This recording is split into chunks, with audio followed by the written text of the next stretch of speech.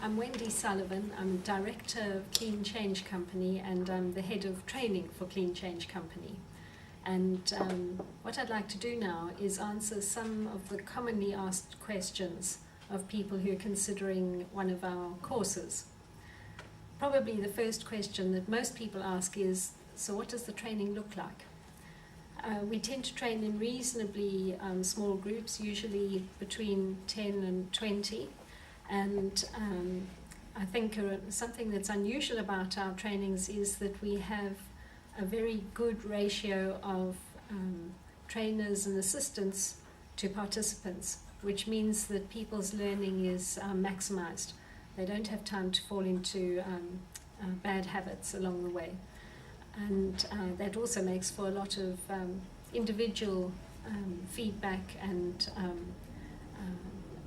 possibilities of asking questions that individuals might have. We generally make the training very interactive, so there's lots of small group activity, chances for people to practice what they're learning, and the nature of the training is such that very close friendships develop between the participants, and it's not just a possibility, it is a fact that people who've gone through our trainings quite regularly land up working together in the future and remaining friends, perhaps lifelong. Something else about our trainings, we aim to accommodate different learning styles. Of course, only you would be able to tell whether we've done that successfully for you, but we do take learning styles into account and aim to do what is regarded as best practice, so as to again maximize people's learning. And our attention is mostly on maximizing people's learning as facilitators, but in truth it's pretty much impossible to do that without people going through a parallel journey relating to their own personal development. As a facilitator, if you don't do any of your own personal development, you'll get to a point where you can go no further, because your own patterns will get in the way of you being able to facilitate still more skillfully. But with the way that we structure the training, you get regular opportunities to do some personal development, to be a client to another participant who's acting as your facilitator. So that in addition to developing skills in using clean language, you also will be exploring your own metaphors, developing a much more rounded and complete sense of what makes you tick, and quite possibly going through some important transformations through the training. It's generally regarded as a very rich and rewarding experience by participants. I think people generally find that they'll start by exploring smaller aspects, less important aspects, and by the time they're getting to some of the final modules, they're probably working with lifelong patterns and finding new ways of being themselves. So those are some of the main aspects of our trainings, and when I've had a chance to tell people about those sorts of things, usually the next thing they're interested in is how can they apply clean, these skills that they're developing, how will they be useful from day to day. Quite a few people who come on the trainings are people who are interested in coaching, and so the question is, how can you apply clean when you're coaching people? And the answer is with great ease, irrespective of whether it's life coaching or performance coaching, working with within a corporate environment, executive coaching. Clean is really a tool of choice, in my opinion. It allows you to explore what's going on with the client while acknowledging their expertise in being themselves, but your expertise in the kinds of patterns that may drive a person.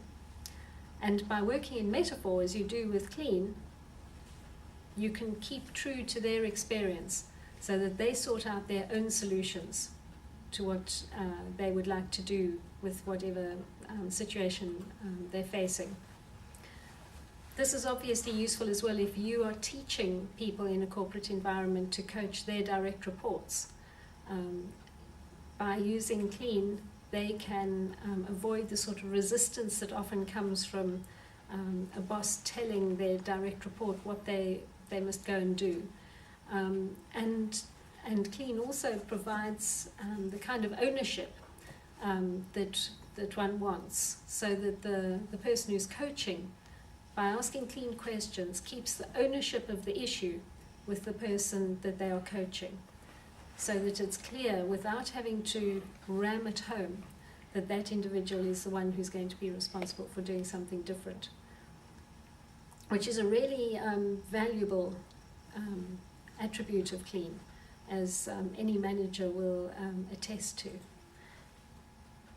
One can use Clean whether you are helping somebody to access a resource, like how they can be confident in an extremely important meeting that they are presenting at, or how to be creative in order to come up with a way of doing double the amount that they're doing at work in half the time, or any of the other little challenges that tend to present themselves.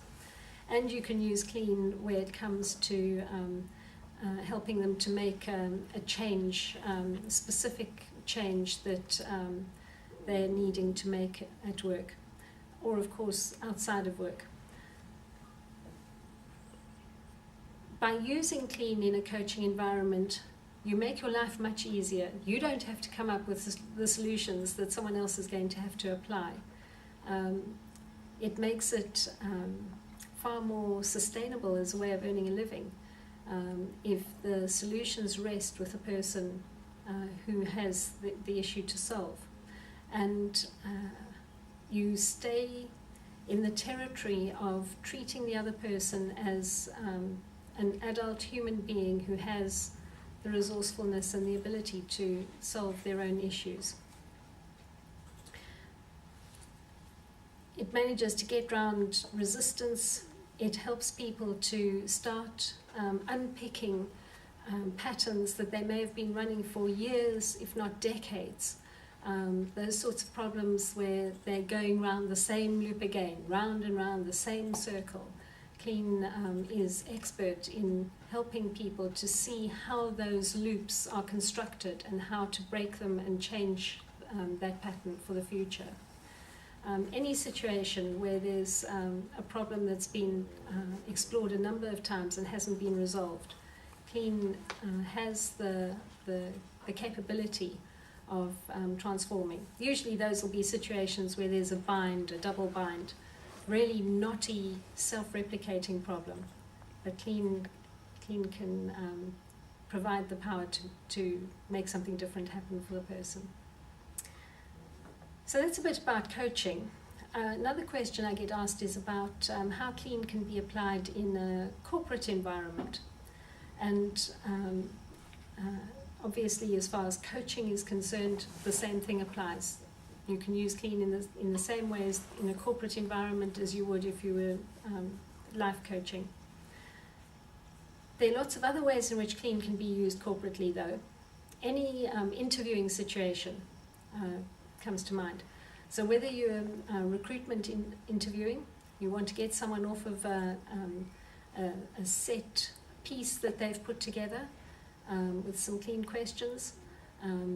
If you are wanting to do some customer research, same thing, you want to get to information that's absolutely comes from the other person, is not contaminated by what you think, then Clean will do that for you. And if you're wanting to put together a research study of some sort, a Clean approach to putting the study itself together will help provide a solid basis from which to do the research. There's a lot of value in Clean as well as far as team building is concerned. I've had people saying things like they've got to know more about the others in their team in a 10-minute Clean-ish conversation than they have in the last 8 months of working together.